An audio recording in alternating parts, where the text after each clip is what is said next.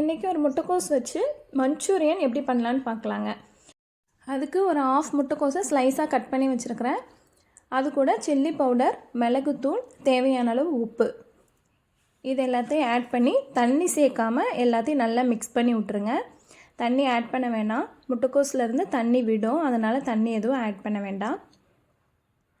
நல்லா மிக்ஸ் பண்ணதுக்கப்புறம் ஒரு 4 டேபிள் ஸ்பூன் மைதா மாவே ஆட் பண்ணி நல்லா மிக்ஸ் பண்ணிடுங்க. அது கூட ஒரு 2 டேபிள் ஸ்பூன் கார்ன்ஃப்ளவர் மாவே ஆட் பண்ணி மிக்ஸ் பண்ணிங்க அப்படின்னா இந்த கன்சிஸ்டன்சி வரும். தண்ணி ஆட் பண்ணாமல் எவ்வளோ தண்ணி விட்டுருக்கு பார்த்தீங்களா?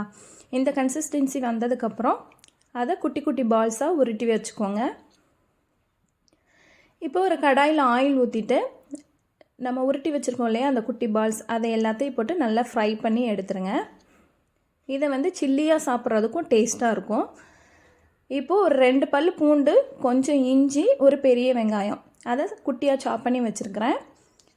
இப்போ ஒரு கடாயில் ஆயில் ஊற்றிட்டு ஃபஸ்ட்டு இஞ்சி பூண்டையும் ஆட் பண்ணிவிட்டு அது கூட பெரிய வெங்காயமும் ஆட் பண்ணிக்கோங்க.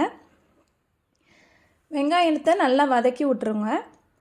வெங்காயம் நல்லா வதங்கின உடனே தேவையான அளவு சில்லி பவுடரும் ஆட் பண்ணி தேவையான அளவு உப்பு ஆட் பண்ணி நல்லா வதக்கிடுங்க.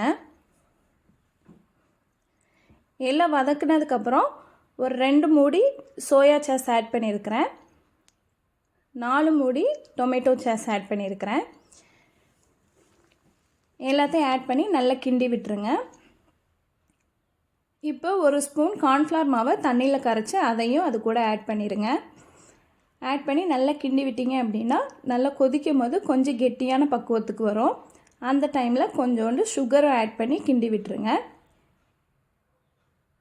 எண்ணெய் நல்லா பிரிஞ்சு வந்ததுக்கப்புறம் நம்ம பால்ஸ் எல்லாம் பொரிச்சு வச்சுக்கோம் இல்லையா, அதை இந்த கிரேவி கூட சேர்த்து நல்லா கிண்டி விட்டுருங்க. அந்த டைமில் எண்ணெய் பிரிஞ்சு வரும். கடைசியாக இறக்கும் போது கொஞ்சோண்டு மல்லியிலை போட்டு இறக்குனிங்கன்னா ஒரு அருமையான மஞ்சூரியன் ரெடிங்க. நீங்களும் வீட்டில் செஞ்சு பாருங்கள். எப்படி இருந்ததுன்னு எனக்கு கமெண்ட் பாக்ஸில் கமெண்ட் பண்ணுங்கள். ஓகே, இந்த வீடியோ பிடிச்சிருக்குன்னு நினைக்கிறேன். பிடிச்சிருந்தா லைக் பண்ணுங்கள், ஷேர் பண்ணுங்கள், மறக்காமல் சப்ஸ்கிரைப் பண்ணுங்கள். நாளைக்கு இன்னொரு வீடியோவில் பார்க்கலாம். Okay, by.